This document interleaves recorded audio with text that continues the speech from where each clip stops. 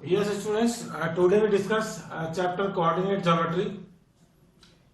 The same chapter is in CBSE board or RBC board class 10th. So it is beneficial for both the board CBSE and RBSE. सबसे पहले हम introduce करते हैं coordinate geometry जो है वो linear equations of two variables के chapter में हमने पढ़ी है।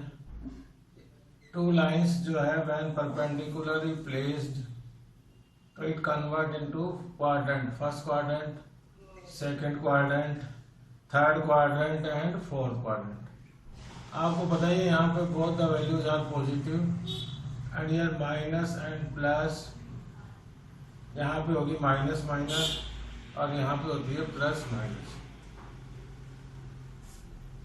यहाँ पे जो भी इस चैप्टर में जो भी आपको वैल्यूज होंगी वो कोऑर्डिनेट्स में होगी। कोऑर्डिनेट मतलब जो फर्स्ट कोऑर्डिनेट है वो एक्स का और सेकंड कोऑर्डिनेट है वो वाई का। इस चैप्टर की स्टार्टिंग हम जब करें तो हम सबसे पहले यहाँ पे डिस्कस करेंगे डिस्टेंस फॉर्मूला।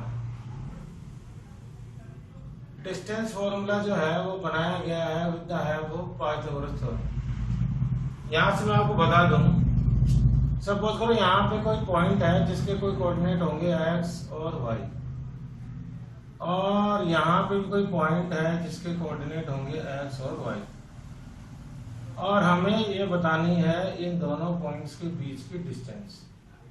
इस चैप्टर में जो डिस्टेंस फॉर्मूले की हम बात कर रहे हैं उसमें ये है। तो आपकी जो बुक है उसके अंदर आप देखें तो यहाँ पे जो डिस्टेंस बताई गई है वो बताई गई है ऐसे परपेंडिकुलर ड्रॉ करके, ताकि ये जो बन जाए ये यहाँ से लेकर यहाँ तक हम ये जो पॉइंट है उसके साथ एक वर्टिकल लाइन ड्रॉ कर देंगे, ये जो पॉइंट है उसके साथ हॉरिजॉन्टल लाइन ड्रॉ कर देंगे। तो आप देखिए यहाँ पे जो पोजीशन बनेगी वो बनेगी राइट एंगल ट्राइंगल की, राइट एंगल ट्राइंगल। और एक तरह से ये जो हम डिस्टेंस पता कर रहे थे वो क्या बन जाएगी, हाइपोटेनस। तो यहाँ पे इस पॉइंट के भी कुछ कोऑर्डिनेट है, इस पॉइंट के भी कुछ कोऑर्डिनेट है, इसके भी कुछ कोऑर्डिनेट है।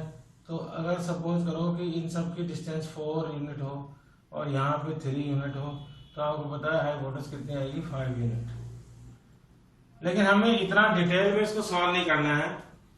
इन्हीं कोऑर्डिनेट्स को यहाँ पे सॉल्व करके एक फॉर्मूला बनाया गया है, जिस फॉर्मूले की हेल्प से हम जो है किसी भी कोऑर्डिनेट्स, टू कोऑर्डिनेट्स जो हैं अगर गिवन है तो उनके बीच की हम डिस्टेंस पता कर सकते हैं। डिस्टेंस फॉर्मूला जो है इट इज गिवन। सपोज करो यहाँ पे एक पॉइंट है ए और ये पॉइंट है बी, तो यहाँ पे हम इसके कोऑर्डिनेट भी होंगे एक्स और वाई की फॉर्म में, इसके कोऑर्डिनेट जो होंगे वो भी एक्स और वाई की फॉर्म में। तो अब हम डिफरेंशिएट कैसे करेंगे, कौन सा एक्स और वाई है। तो यहाँ की जो कोऑर्डिनेट है उसको हम ले लिया x1 y1 और यहाँ पे जो कोऑर्डिनेट है उसको लिख देंगे हम x2 y2, जिससे पता लगे कि x1 y1 तो फर्स्ट किसी भी पॉइंट के कोऑर्डिनेट है और b जो है वो x2 y2 वाले के। ऐसा जरूरी नहीं है, आप इसको x1 y1 x2 y2 भी अज्यूम कर सकते हैं, लेकिन डिफरेंशिएट करने के लिए किसी एक पॉइंट के कोऑर्डिनेट हो गए x1 y1 और दूसरे पॉइंट के कोऑर्डिनेट हो गए x2 y2। आपको इसी तरह से लाइन ड्रॉ करनी है। अब आपको ऐसे कार्टेशियन प्लेन में उन पॉइंट्स को ड्रॉ नहीं करना है, ना ही हाइपोटेनस बनानी है, और डायरेक्टली आप देखेंगे कि जब मैंने यहाँ पे ए बी लिया है उसकी जो डिस्टेंस आएगी वो आएगी x2 माइनस x1 का whole square plus y2 minus y1 का होल स्क्वायर। ये चैप्टर भी पूरा फॉर्मूला बेस्ड है, जैसे फिफ्थ चैप्टर हमने पढ़ा था उसमें an और sn के फॉर्मूले थे, ऐसे यहाँ पे डिस्टेंस फॉर्मूला, सेक्शन फॉर्मूला और मिड पॉइंट फॉर्मूला, इन 3 चैप्टर से ही पूरा चैप्टर जो है वो कंप्लीट हो जाता है। ये सब कुछ वहीं से लिया गया है, जैसे कि hypotenuse square equal to base square plus perpendicular square होता है, तो हाइपोटेनस इक्वल टू हो गया base square plus perpendicular square. तो यहाँ पे हम ए बी पता कर रहे हैं, और आप लोगों को अभी मैंने बताया था कि वो जो डिस्टेंस हम पता करते हैं वो एक हाइपोटेनस की फॉर्म में कन्वर्ट हो जाती है जब हम हॉरिजॉन्टल और वर्टिकल लाइन ड्रॉ करते हैं और राइट ट्रायंगल की पोजीशन बनाते हैं। तो ये रूट में बी स्क्वायर आया है, उसके कोऑर्डिनेट हो गए x2 माइनस x1 का स्क्वायर, और जो p आया उसके कोऑर्डिनेट हो गए y2 माइनस y1 का होल स्क्वायर। और जब हम इनको सॉल्व करेंगे, आप देखिए आप बहुत इजी है, x1 x2 y1 y2 की वैल्यू यहाँ से हमें उठानी है या पुट करनी है और सॉल्व करना है, और जो भी रूट में आंसर आएगा वही इन सब के बीच की डिस्टेंस होगी। अब हम बात करते हैं कि डिस्टेंस फॉर्मूला हम कहाँ कहाँ अप्लाई करेंगे। जो डिस्टेंस फॉर्मूला अभी अभी हमने पढ़ा है, डिस्टेंस फॉर्मूला बहुत हेवी नहीं है, आपको लर्न हो गया होगा। √x2 माइनस x1 का whole square plus y2 minus y1 का होल स्क्वायर। तो ये डिस्टेंस फॉर्मूला को हम कहाँ कहाँ अप्लाई करेंगे। सबसे पहले तो हम अप्लाई करेंगे डिस्टेंस पता करने में, किसी भी डिस्टेंस बिटवीन टू पॉइंट्स के बीच में जो डिस्टेंस है, उसके बाद हम पता करेंगे इसको किसी भी ट्राइंगल की प्रॉपर्टी ऑफ ट्राइंगल्स को सॉल्व करने के लिए।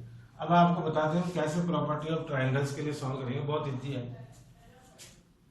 हमें 3 कोऑर्डिनेट्स वर्टिसेस के कोऑर्डिनेट दिए होते हैं। ऐसा जब भी ट्राइंगल का क्वेश्चन होगा या ट्राइंगल बनेगा या नहीं बनेगा वो फ्यूचर की बात है। सबसे पहले हमें 3 कोऑर्डिनेट दिए होंगे, 3 वर्टिसेस के कोऑर्डिनेट या 3 कोऑर्डिनेट ए बी और सी, 3 पॉइंट के कोऑर्डिनेट दिए होंगे, x1 y1 और ये हो गया x2 y2 और ये हो गया x3 y3। अगर आप इनको x3 y3 भी अज्यूम ना करें तो इनको छोड़ दें, हमको पता करना है इनकी डिस्टेंस। तो आप देखिए कैसे हम ट्राइंगल्स में डिस्टेंस फॉर्मूले का यूज करेंगे। आप देखेंगे कि तो यहाँ 3 लेंथ हो गई, ए बी बी सी और ए सी। हम तीनों की लेंथ पता करेंगे। एक तरह से ए बी की लेंथ पता करने का मतलब ये हो गया कि हम ए बी की क्या पता कर रहे हैं, डिस्टेंस। क्योंकि जो लेंथ आती है ए बी की वो एक्चुअली किस फॉर्मूले से पता होती है, डिस्टेंस फॉर्मूला से। तो हम सबसे पहले ए बी की लेंथ पता करेंगे, फिर बी सी की लेंथ पता करेंगे, फिर ए सी की लेंथ पता करेंगे। उसके बाद क्वेश्चन आता है वो ट्राइंगल से रिलेटेड ही आता है।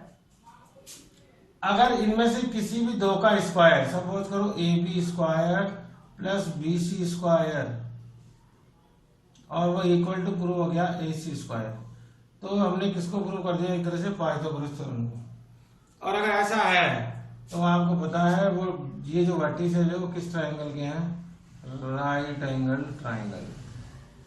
कुछ क्वेश्चन एक्स्ट्रा आप इसको समझ जाइए ताकि आपको एनसीईआरटी क्वेश्चन भी आ जाए, और एक्स्ट्रा कुछ जो हम इंपॉर्टेंट क्वेश्चन डिस्कस करेंगे उनसे रिलेटेड क्वेश्चन होंगे तो भी आपको समझ आए। तो राइट एंगल ट्राइंगल के कोऑर्डिनेट्स हो जाएंगे ऐसे। अब सपोज कर हमने इनको सॉल्व किया और ए बी और बी सी और ए सी इन तीनों की लेंथ आपस में इक्वल आ गई, तो आपको पता लग गया होगा इसका मीनिंग क्या है। इसका मतलब द गिवन वर्टिसेज आर, कौन सा ट्राइंगल हो गया, इक्विलैटरल ट्राइंगल। इनमें से किसी दो की इक्वल आ गई, ए बी और ए सी की इक्वल आ गई और बी सी की डिफरेंट आ गई, तो कौन सा ट्राइंगल हो गया, आइसोस्केलस ट्राइंगल। आपको इसको समझना है, उसके बाद हम इनसे रिलेटेड क्वेश्चन सॉल्व करेंगे। तो आप जो है बहुत आराम से, हम इंट्रोडक्शन कर रहे हैं इसका, डिस्टेंस फॉर्मूला कहाँ कहाँ अप्लाई होता है। अब सपोज करो ये तीनों पॉइंट अलग अलग जगह पर नहीं हो, क्योंकि ट्राइंगल का फॉर्म होगा जब ये तीनों अलग अलग जगह पे हो तो इनको ज्वाइन करने पर क्या बनेगा, ट्राइंगल। लेकिन अगर ये तीनों पॉइंट ऐसे हों, हमें तो पता ही नहीं है कि ये तीनों पॉइंट अलग अलग जगह पर है। अगर ये तीनों पॉइंट की पोजीशन ऐसी हो, सपोज करो ऐसे भी हो सकते हैं ए बी और सी, और जब मैं इनको ज्वाइन करूंगा तो आप देखेंगे कौन सी लाइन बनेगी, एक स्ट्रेट लाइन। और स्ट्रेट लाइन बनेगी तो ऐसे पॉइंट्स को बोलते हैं हम कॉलिनियर पॉइंट्स। ऐसे 3 और more point lies on the same line. आपको ध्यान है ये डेफिनेशन, 3 और मोर पॉइंट जो एक सेम स्ट्रेट लाइन पर लाई करते हैं उनको हम कौन से पॉइंट बोलते हैं, कॉलिनियर पॉइंट। अब हम कॉलिनियर पॉइंट कैसे प्रूव करेंगे, हमें पता है कि ए बी और बी सी की डिस्टेंस, अगर ए बी कितना हो 4 यूनिट और बी सी कितना हो 3 यूनिट, तो आपको पता है ए सी कितनी आएगी, ए सी पूरी ए सी होगी 7 यूनिट। तो उसी कॉन्सेप्ट को यूज करेंगे कि पहले हम वो इस क्वेश्चन में सेम हमें ए बी पता करना पड़ेगा, बी सी भी पता करना पड़ेगा और ए सी भी। और अगर ये प्रूव हो जाए कि A B plus B C और वो किसके इक्वल है, ए सी के, ए बी इस पॉइंट से इस पॉइंट की डिस्टेंस, बी सी इस पॉइंट से इस पॉइंट की डिस्टेंस मिलके जो है किसके इक्वल हो जाए, ए सी के, तो ये प्रूव हो जाएगा कि ये तीनों पॉइंट जो है वो ए की लाइन पे लाई कर रहे हैं। और दूसरा मीनिंग क्या है इसका कि इनको ज्वाइन करने पर क्या बनेगी, एक स्ट्रेट लाइन। तो जब भी कॉर्डिनेट पॉइंट प्रूव करना हो तो हमें ये प्रूव करना होगा। अगर हम ये प्रूव कर देते हैं कि ए बी और बी प्लस बी सी इन दो पॉइंट्स का सम, इसके जो होल पॉइंट है ए सी, अगर उनके इक्वल है तो क्या प्रूव हो जाएगा, वो क्या प्रूव हो जाएगा, कॉलिनियर पॉइंट। और अगर ये प्रूव नहीं होता है A B plus B C plus A C, तब माना जाएगा कि ये पॉइंट ऐसे हैं जो तीनों जो है वो अलग अलग जगह पर है, और जब मैं इनको ज्वाइन करूंगा तो क्या फॉर्म बन जाएगा, एक ट्रायंगल। तो कुछ क्वेश्चन इस तरह के भी आते हैं कि प्रूव करो कि क्या इनसे ट्रायंगल बनेगा क्या। देखिए क्वेश्चन पूछने का तरीका है एग्जामिनर का कि क्या ये तीनों पॉइंट्स के जो कोऑर्डिनेट दिए हुए हैं वो ट्रायंगल फॉर्म करेंगे क्या। तो सबसे पहले हम यही पता करेंगे ए बी बी सी और ए सी। अगर किसी तरह से ये प्रूव हो रहा हो तो हम लिख देंगे कि ये कॉलिनियर पॉइंट है, और कॉलिनियर पॉइंट को ज्वाइन करने पर स्ट्रेट लाइन बनती है, ट्रायंगल की पोजीशन बनती नहीं है, तो इससे क्या नहीं बनेगा, ट्रायंगल नहीं बनेगा। और अगर ये प्रूव नहीं होता है तो हम लिख सकते हैं कि दे आर, अगर ये सिचुएशन प्रूव नहीं है तो हम बोलेंगे कि ये तीनों पॉइंट कौन से, नॉन कॉलिनियर पॉइंट्स। और नॉन कॉलिनियर पॉइंट से ही क्या फॉर्म होता है, एक ट्रायंगल। और उसके बाद जो क्वेश्चन आता है टाइप ऑफ ट्रायंगल, कि ये जो तीनों कोऑर्डिनेट दिए हुए हैं वो कौन से ट्रायंगल के हैं। तो अभी मैंने बताया आपको कि किसी 2 का स्क्वायर 3 के स्क्वायर के इक्वल हो जाए 3 वाली साइड के, तो वो राइट ट्रायंगल है। अगर तीनों ही साइड की इक्वल लेंथ आ जाए तो वो इक्वलेटरल ट्रायंगल होगा। अगर किसी 2 साइड्स की इक्वल आती है और एक की डिफरेंट आती है तो कौन सा ट्रायंगल होगा, आइसोस्केलस ट्रायंगल होगा। उसके बाद हम इस डिस्टेंस फॉर्म का यूज करते हैं क्वाड्रिलेटरल के लिए, क्वाड्रिलेटरल को प्रूव करने के लिए। क्वाड्रिलेटरल में भी हम बताते हैं क्या प्रूव करेंगे। क्वाड्रिलेटरल में हम प्रूव करेंगे या तो रेक्टेंगल या फिर पैरेललोग्राम, या फिर प्रूव करेंगे हम स्क्वायर, और या फिर हम प्रूव करेंगे रोम्बस। अब देखिए कुछ जो प्रॉपर्टीज है वो रेक्टेंगल और पैरेललोग्राम के सिमिलर है, ऐसे ही स्क्वायर और रोम्बस के सिमिलर है। तो अब हम इसकी डिस्टेंस फॉर्मूले की हेल्प से हम कैसे प्रूव करेंगे कि कौन सा रेक्टेंगल है, कौन सा पैरेललोग्राम है, कौन सा स्क्वायर है या फिर कौन सा रोम्बस है। आपको पता लग गया होगा अगर क्वाड्रिलेटरल होगा तो इस केस में हमें 4 पॉइंट दिए होंगे अलग अलग, ए बी सी डी, और इनको जब भी ज्वाइन करेंगे तो एक क्वाड्रिलेटरल बनेगा। सपोज करो ये ए बी सी डी को हमने ज्वाइन कर दिया और यहाँ पे क्वाड्रिलेटरल बन गया। इसके भी कोऑर्डिनेट दिए हुए, इसके भी कोऑर्डिनेट दिए हुए, इसके भी कोऑर्डिनेट दिए हुए, इसके भी कोऑर्डिनेट दिए हुए। अब मैं आपको बताता हूँ कि इनको हम कैसे प्रूव करें इससे।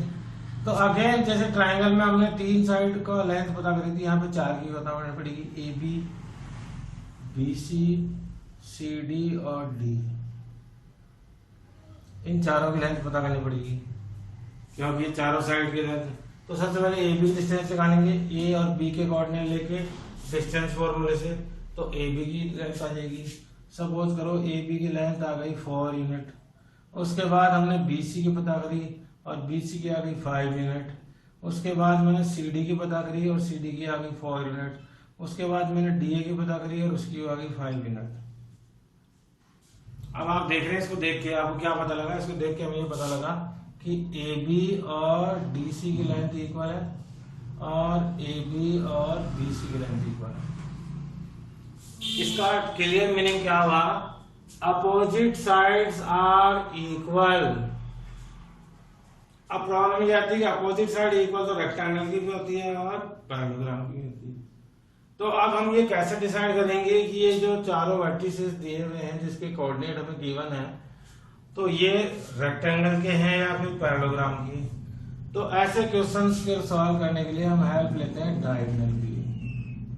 किसी भी क्वाड्रेटर में कितनी डायगोनल्स होती है? 2। इसका मतलब है ट्राइंगल में 3 साइड की लेंथ पता करने से काम चल जाएगा, लेकिन जब भी क्वाड्रेटर का क्वेश्चन होगा तो हमें डायगोनल्स को भी सॉल्व करना पड़ेगा, ए बी और बी डी को। अब अगर ये दोनों आपस में क्या आ जाए? इक्वल, डायगोनल जो है वो भी क्या आ जाए? इक्वल, तब तो ये डायगोनल अगर इक्वल हो तो ये क्या होगा? रेक्टेंगल। इट मीन्स यहाँ पे डायगोनल का इंपॉर्टेंट रोल है, क्योंकि चारों साइड तो ये प्रॉपर्टी भी शो कर सकते हैं कि अपोजिट साइड इक्वल, तो अपोजिट साइड इक्वल रेक्टेंगल की भी होती है, पैरेललोग्राम की भी होती है। लेकिन अगर डायगोनल्स इक्वल हो तो फिर ये पक्का क्या होगा? रेक्टेंगल। और अगर डायगोनल्स अगर इक्वल नहीं हो तब फिर ये क्या होगा? पैरेललोग्राम होगा। अंडरस्टूड?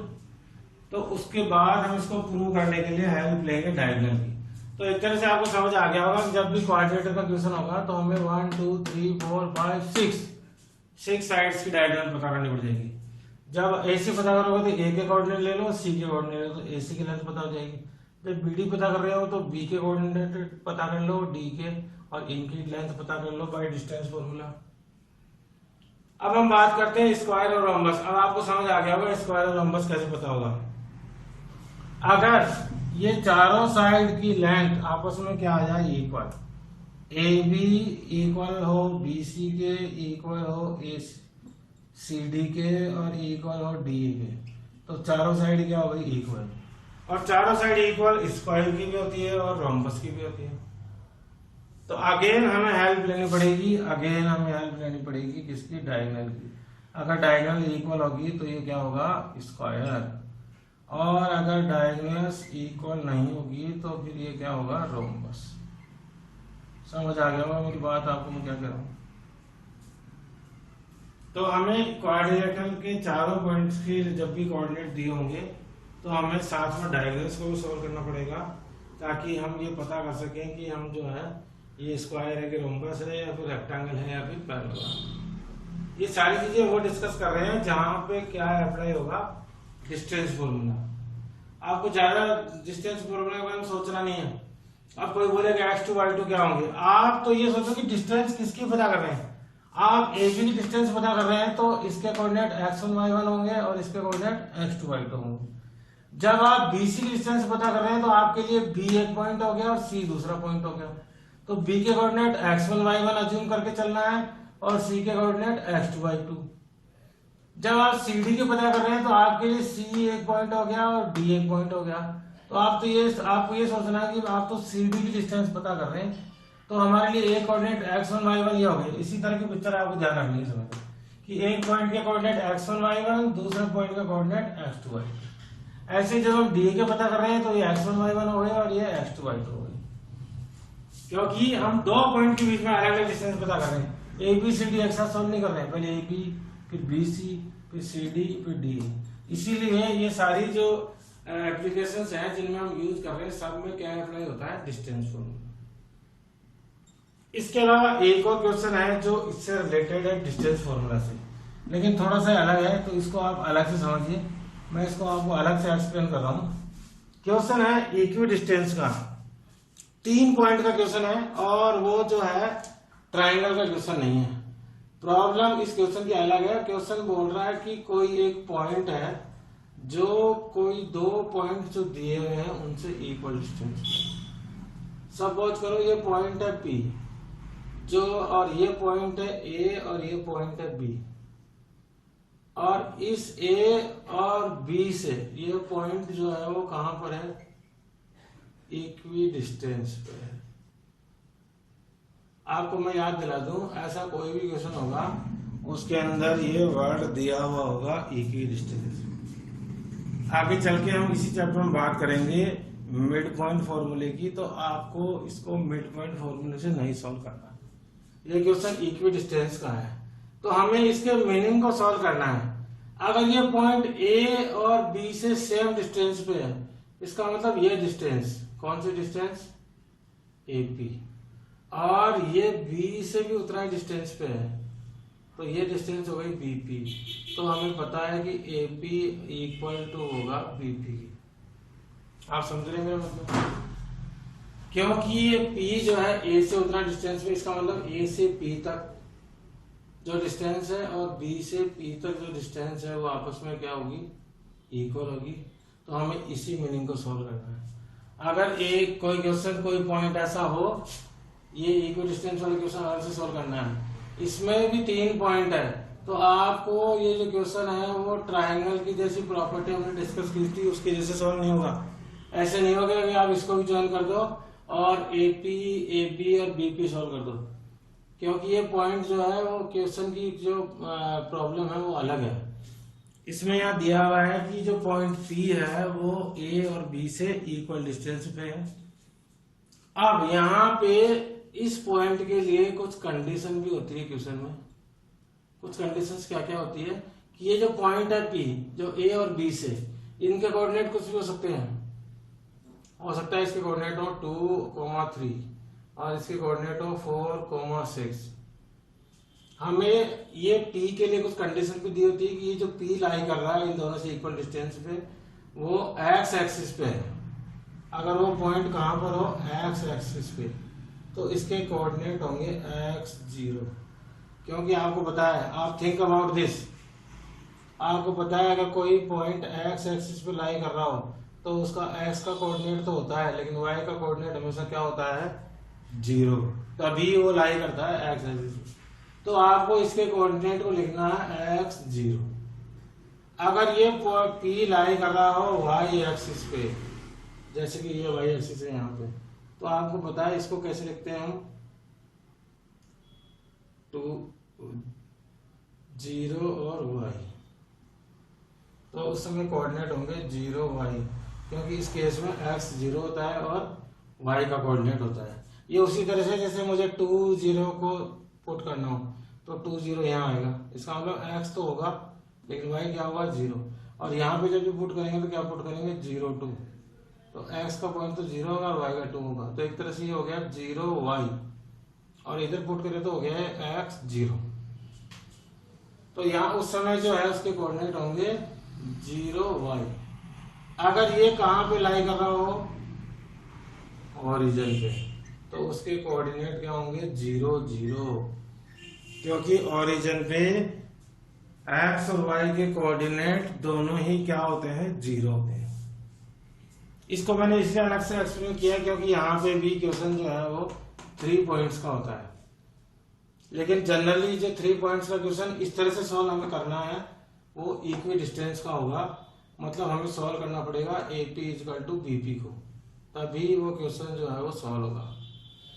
लेकिन इससे पहले जब हमने बात की थी जिसमें हमें सॉल्व करना था 3 पॉइंट्स का क्वेश्चन था, और वो जो रिलेटेड था वो किससे रिलेटेड था, ट्राइंगल से। तो 3 पॉइंट का क्वेश्चन जितने मांगे ट्राइंगल से।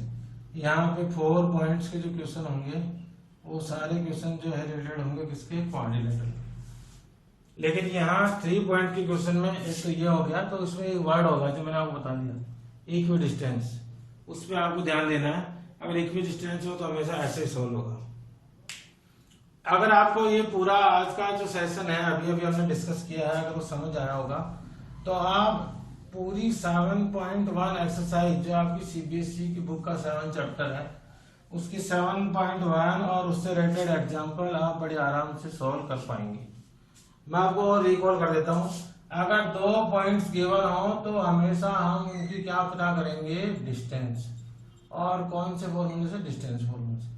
अगर 3 पॉइंट का क्वेश्चन हो, ये 2 पॉइंट का क्वेश्चन हो, 3 पॉइंट का क्वेश्चन हो तो हम 2 चीजें सॉल्व करेंगे। या तो हम सॉल्व करेंगे कॉलिनियर के लिए, कॉलिनियर पॉइंट्स के लिए, और कॉलिनियर पॉइंट्स के लिए आपको किसको सॉल्व करना है आपको बता दूं मैं आपको वापिस, AB plus BC equal to prove हो जाना चाहिए किसका, AC।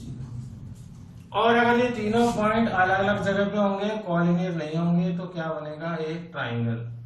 और ट्राइंगल के केस में आपको सॉल्व करना है अगेन AB BC और AC को, और उसके बाद इससे इसकी ट्राइंगल की प्रॉपर्टी से रिलेटेड क्वेश्चन होंगे तो वो आपको मैंने बता ही दिए कि कैसे हम ट्रायंगल की प्रॉपर्टीज की हेल्प लेके प्रूव कर सकते हैं कि ये राइट ट्रायंगल है, इक्विलेटरल ट्रायंगल है या फिर आइसोस्केलेस ट्रायंगल है। उसके अलावा जो 3 पॉइंट्स का क्वेश्चन होगा वो ये होगा, जो अभी मैंने आपको डिस्कस किया है कि एक पॉइंट P जो है वो A और B से इक्वल डिस्टेंस पे होगा, तो आपको ऐसा डायग्राम बनाना है और इक्वल डिस्टेंस के लिए आपको प्रूव करना होगा AP इक्वल टू BP को। तो 3 पॉइंट के क्वेश्चन ये अलग अलग तरह के हो गए और तीनों को सॉल्व करने का। कोऑर्डिनेट हो तो AP plus BC equal to AC solve करना, और तीनों से ट्रायंगल बन रहा हो तो फिर ट्रायंगल की प्रॉपर्टी पे बेस क्वेश्चन आएगा। और अगर ये दिया हुआ हो कि वो पॉइंट इक्वल डिस्टेंस पे है तो AP इक्वल टू BP को सॉल्व करना है। ऐसे ही 4 पॉइंट्स का क्वेश्चन हो तो आपको पता है जो क्वेश्चन होगा वो रिलेटेड टू होगा क्वाड्रिलेटरल से, और क्वाड्रिलेटरल में हम प्रूव करेंगे या तो उसको स्क्वायर या फिर रोम्बस प्रूव करने के लिए क्वेश्चन होगा, मैंने प्रॉपर्टीज आपको बता दी है, या फिर होगा रेक्टेंगल प्रूव करने के लिए, या फिर होगा पैरेललोग्राम प्रूव करने के लिए।